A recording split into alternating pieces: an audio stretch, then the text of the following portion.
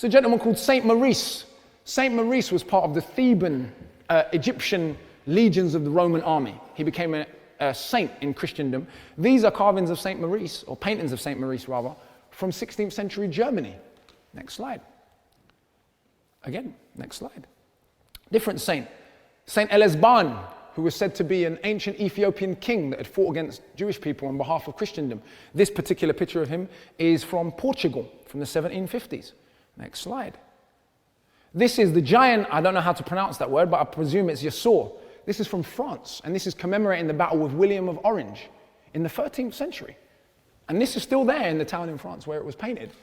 Again, it gives us food for thought. Next slide. But this is where it gets slightly controversial and problematic. We have these images, over 100 of them, across Europe, of Madonna and Jesus depicted. Well, it speaks for itself really, doesn't it? Now, the shame of history is this. There's a fantastic blog online called Medieval POC, which deals with the role of people of color in the medieval world. You should all follow them. They're enlightening. I've learned so much from their blog. They're on Twitter and they're on Tumblr. But one of the things they pointed out to me, I can't remember which one of these Madonnas it was, but there's one that's in Poland, a really famous one. And it was restored a couple of years ago. What do you think they did during the restoration? Yeah, they painted it white. So can you see how you can be robbed of history and not even know? Noses come off, black Madonnas go white, and no one explains why. Now, if you put into an internet search engine, Isis and Horus, you might have some idea where the inspiration for this statue came from. I'll leave it at that, because that's another lecture for another day. Next slide, please.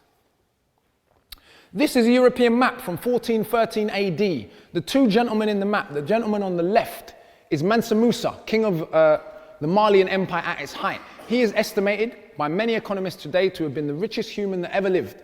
They estimate he might have been worth as much as 400 billion in today's money. And I'm not saying that that's necessarily a massive achievement for Africa, because one person being rich and being a king sort of probably implies some form of oppression, usually. But as far as kings go, Mansa Musa was said to have been a fairly decent king who gave away a lot of money, gold, to poor people, particularly on his pilgrimage to Mecca. He gave away so much gold in Egypt that it took 10 years for the price of gold to return to normal. That's how much gold he gave away in Egypt. And part of the mythology about Timbuktu and about this wealthy black kingdom was a result of Mansa Musa's pilgrimage to Mecca and all of the rumors that spread around the world, and particularly around Europe at the time, that was going through the plague and the Dark Ages and all kind of other madness, while Mali was fairly rich.